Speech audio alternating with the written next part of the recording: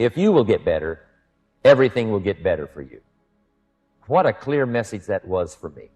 He said, if you'll change your philosophy, if you'll change your habits, if you'll refine your thinking, if you'll change and accept some new disciplines, if you'll turn the corner where you've been in the past, go for a new life for the future, he said all kinds of remarkable things will happen for you if you will change.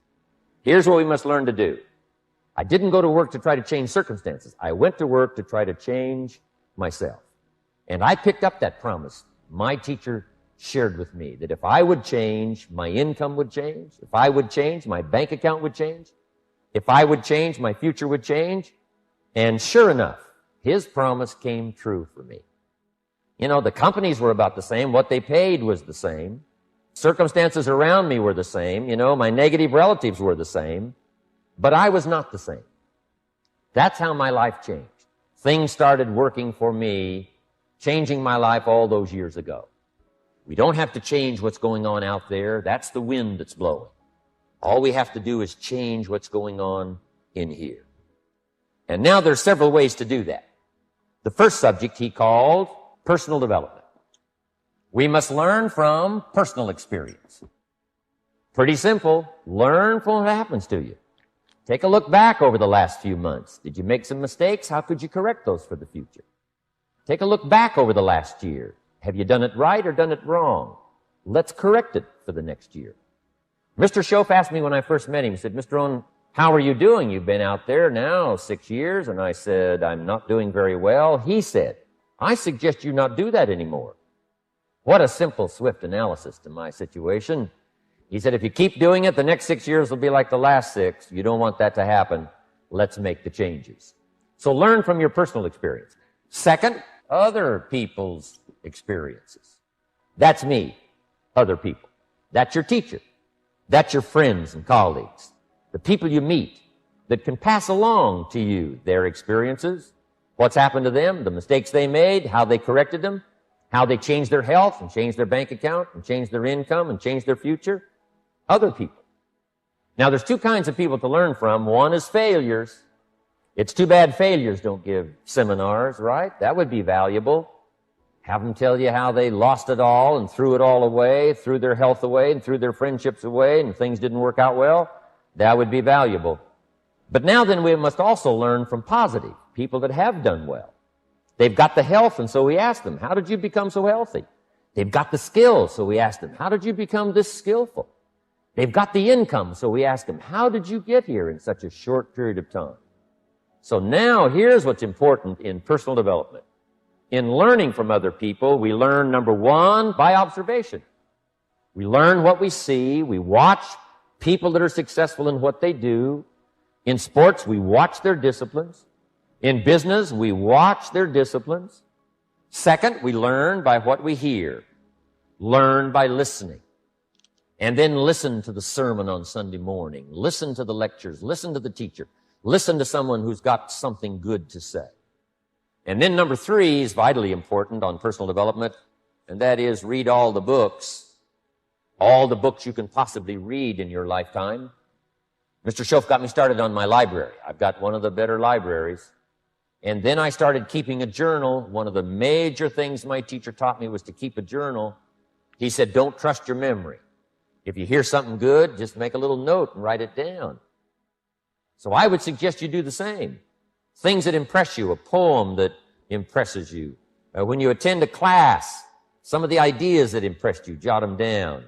You read something in a magazine, right? Some ideas. Take those out, put them in your journal. Keep a good journal the rest of your life. This will serve you well. So I want the same thing to happen to you. Value captured that you can resort to later. Go back over it and review it and let it become valuable to you. Work harder on yourself than you do on your job. Develop the skills. Learn the lessons. Take the classes. Absorb all that is being taught to you these days. And then later on, of course, you can sort it out, what's valuable to you and how to refine it for your business and for your life and for your future. But the main thing is to get it and start this process of personal change. Now let's cover the second subject, setting goals. We need to take a look into the future. There are 4 things to consider in terms of attitude. One is how you feel about the past. Best advice I can give you on that is treat the past as a school. Let it teach you the mistakes you've made, the things that went wrong, the things that didn't work. Don't use the past as a burden to carry, and don't use the past as a club to beat yourself to death. Past losses, past failures, past mistakes. But let the past be a school. Tough school maybe. We've all been through some tough stuff. So if you feel good about the past, draw from it for experience and let it teach you. Then next is how you feel about the future. We've got to have the future well designed. The future is called the promise. The promise of the future can be an awesome force.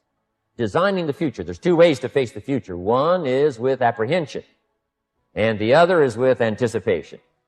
I promise you, in my travels around the world, most people face the future with apprehension. And here's why. They don't have it well designed. They've sort of left that up to someone else to fix. But here's the best way to face the future, with anticipation. You can face the future with anticipation if the future is clear, if the future is well designed. In setting goals, it's very simple. Number one, decide what you want. You just take a little time. You sit down and say, what do I want? What kind of skills do I want? What kind of income do I want for the future? Where would I like to go? Places I'd like to visit. Habits I'd like to acquire. Skills I'd like to have. Economics, friendships, people you'd like to meet. When you've thought about what you want for the future, make a list. If the future gets clear, the price gets easier. Because you got to remember, for every promise, there's a price to pay. Everybody's got to pay the price. Everybody's got to do the deal. Everybody's got to do the disciplines. But here's what I've discovered. If the promise is clear and powerful, the price is easy to pay. The price is some classes. The price is a few books. The price is a few disciplines. The price is finding something that'll make your life better, make you grow, make you change, make you develop. So the first part of the key is to design the promise. Then, what is the price to pay? I'm telling you, the price will be easy.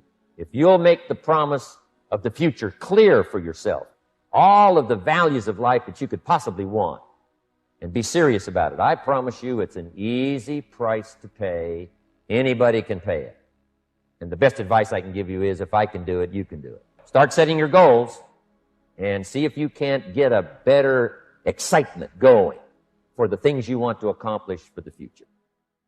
One of the major reasons for setting goals is for what they make of you in achieving them. My teacher advised me when I first got started at age 25, he said, Jim, why don't you set a goal to become a millionaire? I'm here to help you. And he said, here's why. For what it will make of you to achieve it. Set the kind of goals that will make something of you to achieve it.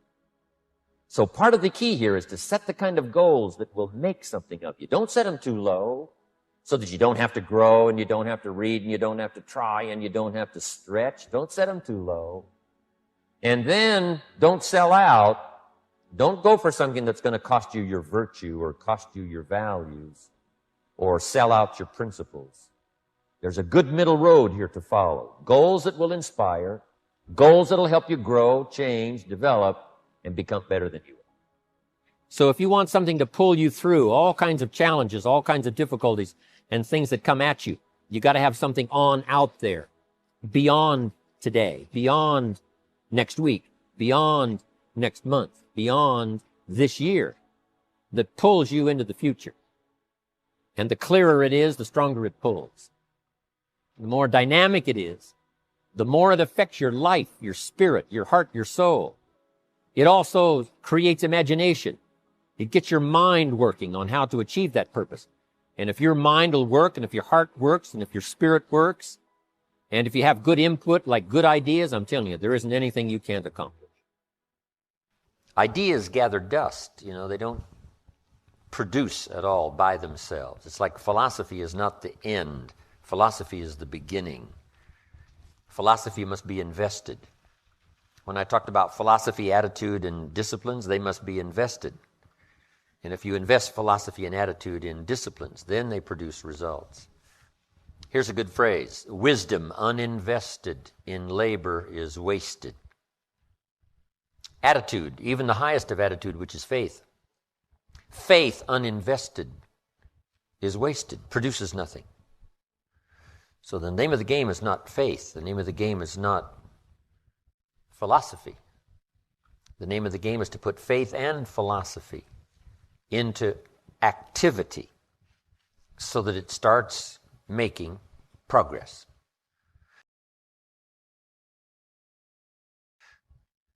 Turning nothing into something. Let me give you that formula while I'm on it here. Turning nothing into something. How do you do that? How do you turn nothing into something? Here's how you start. There's 3 steps to it. Number 1, imagination. And try to imagine yourself in those new, worthwhile, unique positions. So imagination starts to change everything. Now, imagination is not tangible, but it is almost real.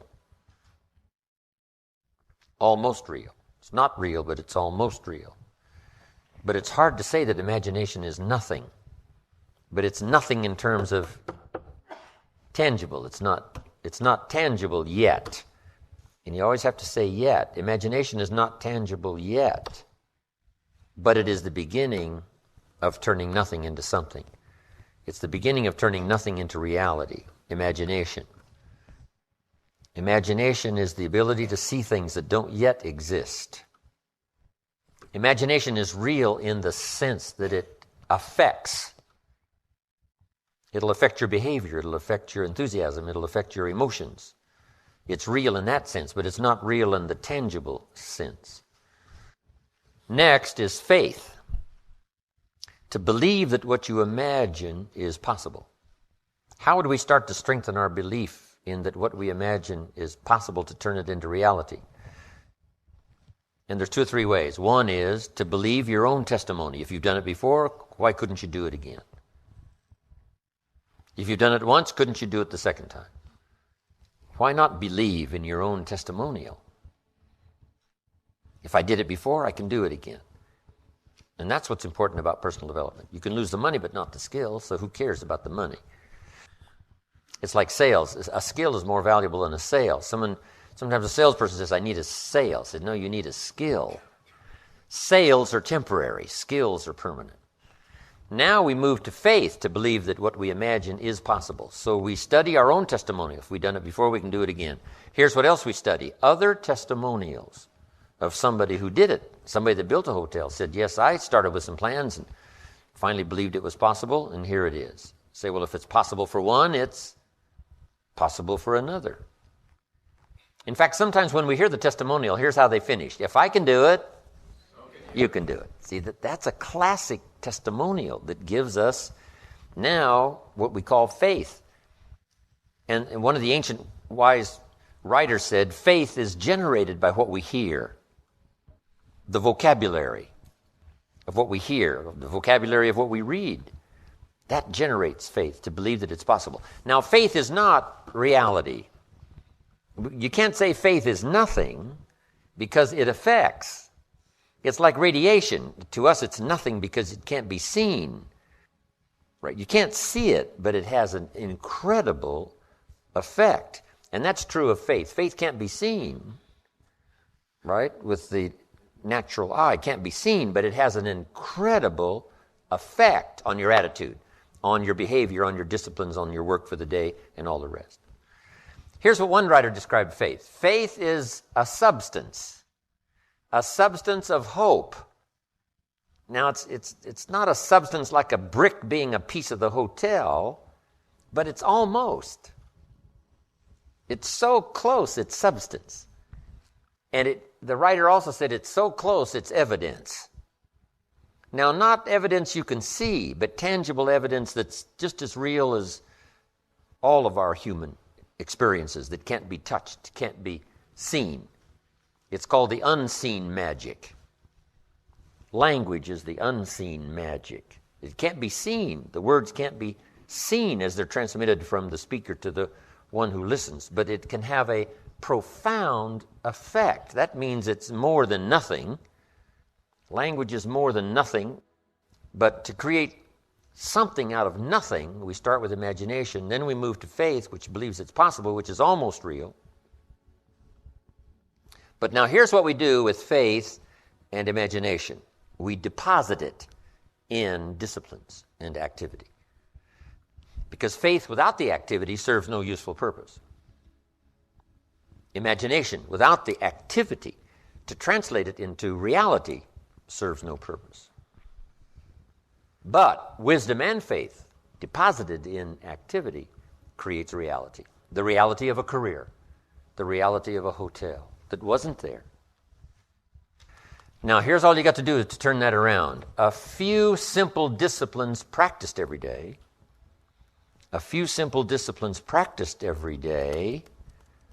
starts to create success. Not at the end of the first day. The first day is the end of a new beginning.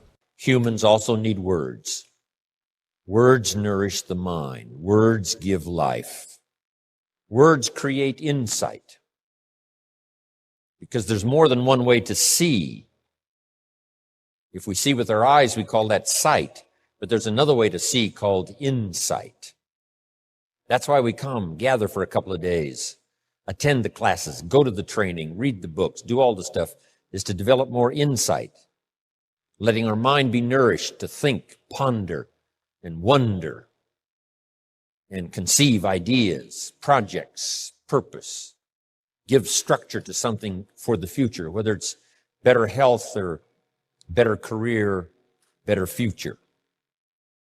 Next, the mind needs to be exercised. And we talked a bit about that earlier. Exercise by debate. Exercise by reading both sides of the debate, both sides of the question. Major life issues, major political issues. Don't leave yourself out of the great debate. One, the mind needs to be nourished by ideas. Second, it needs to be refined and stimulated and exercised by debate. We need both sides of the human drama represented. The reason why the Bible is such a classic book in studying all kinds of stories is because the Bible is full of stories on both sides, the evil side and the good side. The Bible said, Old Testament said, this king came to power and he was a good king and he ruled for 18 years. And then it says the next king came to power and he was a bad king and he put up idols. He became the bad king. So it reads good king, bad king, showing both sides of the human spectrum and drama. Some stories that we read in the Bible of people to admire, others are people to despise. In your library, you need a book on Gandhi and you need a book on Hitler. One book to show you how noble someone's aspirations can be, and the other book to show you how despicable and how evil someone's goals can be. Both sides we study good and evil, one we love and one we hate. We study illness, we study health. Someone says, well, you can't study the negative things. You have to study the negative things. You have to give voice to and mind to and time to both sides of the issue so that you can strengthen your side of the argument. Then our personal philosophy needs to be developed so we can see the opportunities on the other side so we can maximize those. And for the balance of your life, that's going to be the twin challenge in developing ideas and philosophy and strengthening all of it so that you can avoid the dangers, maximize the opportunities. Because the dangers never go away. The dangers to our ship of state called the country. The danger to the enterprise. The danger to the corporation. Dangers always lurk, both inside and out. Dangers lurk on the inside of our own mind. The battle of the mind is significant for us every day. What to think, what not to think. My mentor, Mr. Shove, said, stand guard at the door of your mind. And you decide what enters. You decide what to fill up your mind with, because it becomes the material with which you build your future. So, engaging the mind to make rational decisions about life. Beware of the thief on the street that's after your purse, but also beware of the thief in your mind that's after your promise. The thief in your mind that says you're too short, you're too tall, you've never done it before. What makes you think you can do it now? It's not going to work for you. Someone else could find the book, you'll never find the book. If you found the book, you wouldn't read it. If you did read it, you wouldn't understand it. That's stuff that goes on in our mind. So jot down this key phrase. It's one of the best for the day. Whatever you do, don't become a victim of yourself.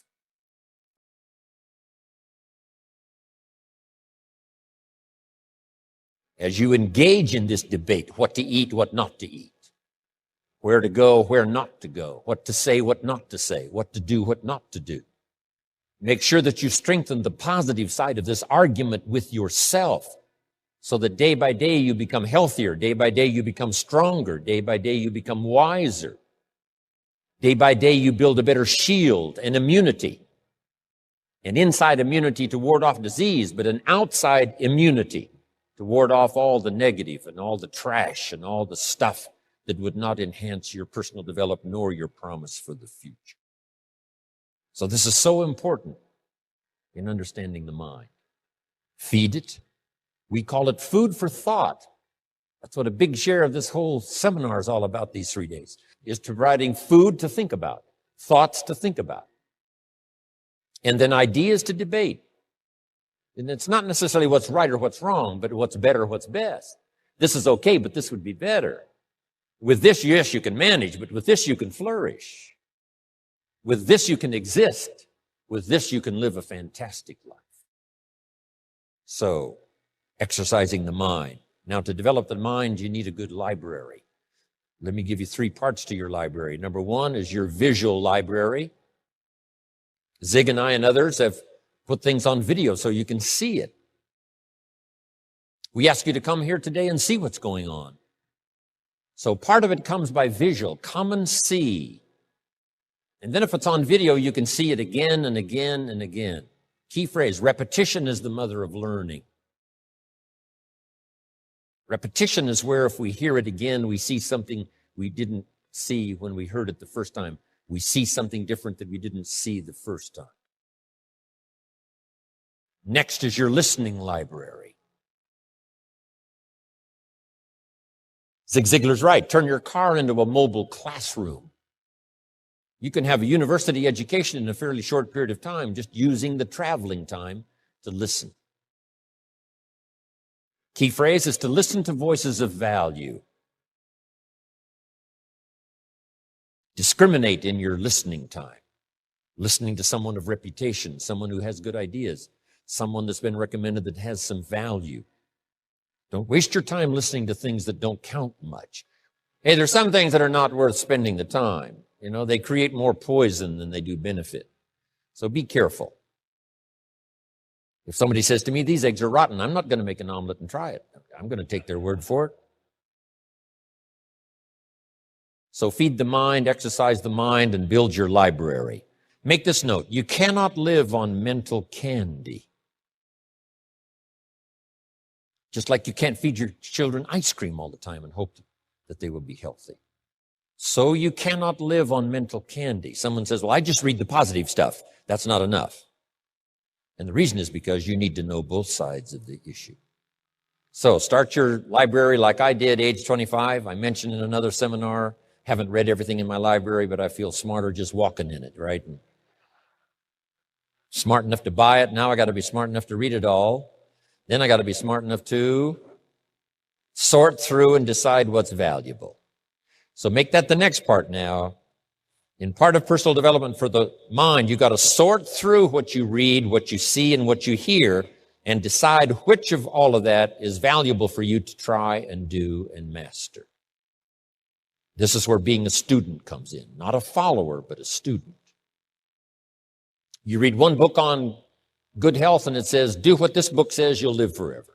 You read the next book on health and nutrition and it says, if you do what that first book says, you'll die young. So someone says to me, Mr. Rohn, which of these books should I follow? Jot this down. Neither one.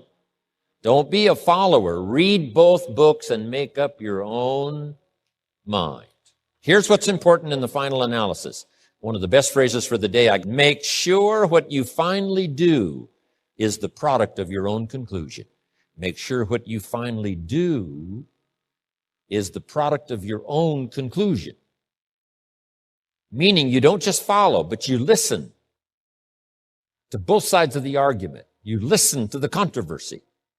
You try to master the points on both sides or three sides or whatever, then you start charting your own course.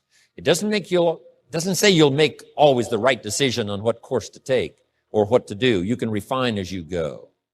But make sure that what you do is the product of your own conclusions from the debate, conclusion from what makes the best sense to you to try. Now, jot this down. Also give yourself a chance to change.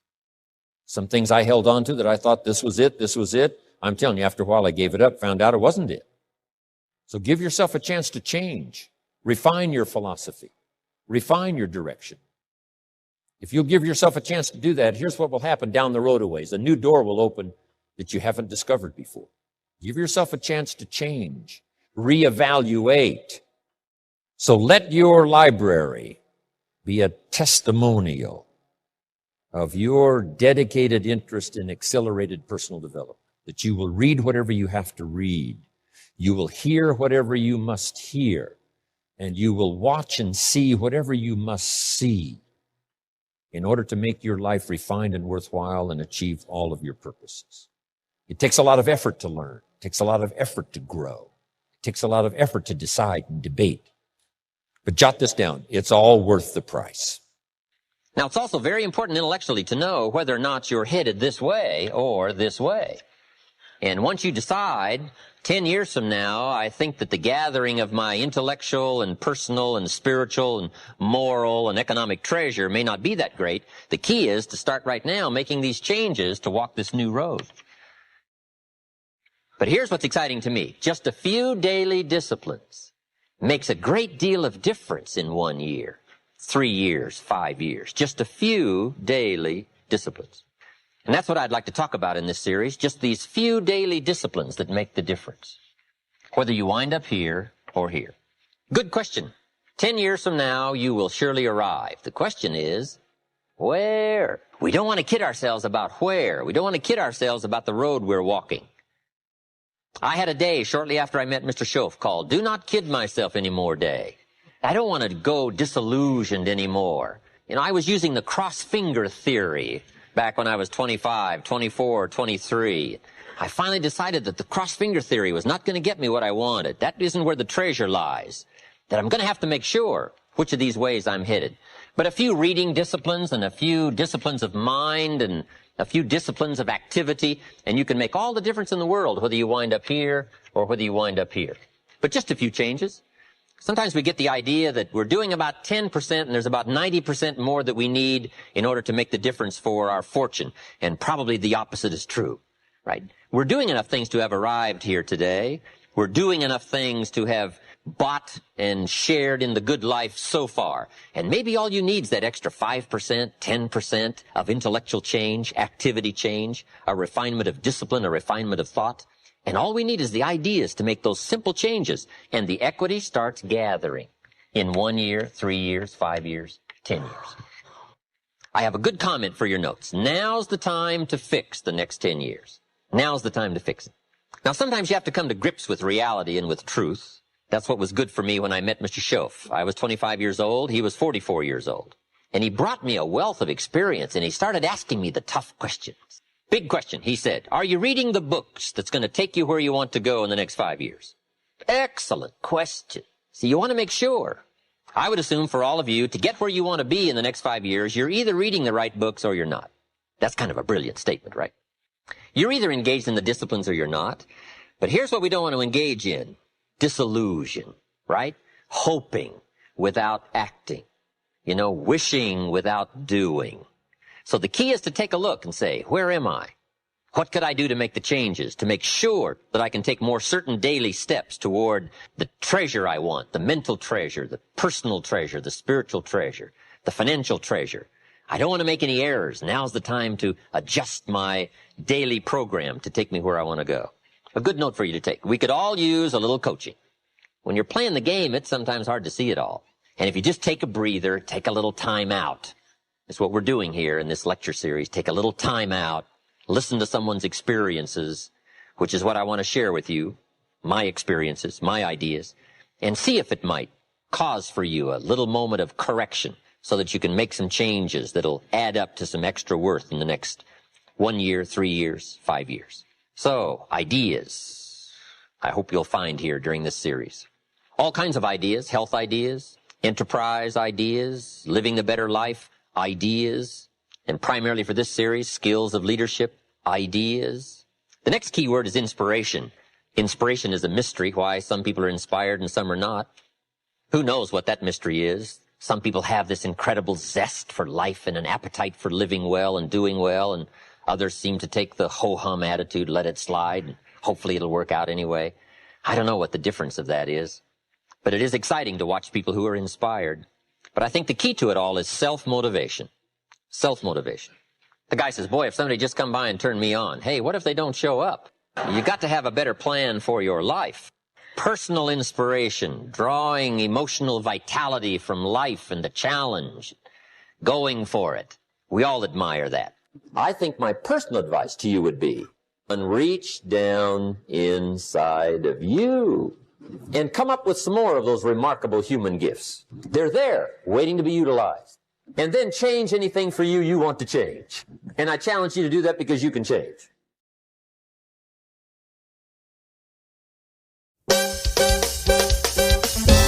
Yeah, I'm Rohn Mike. Promotional copy. Cashier Royal.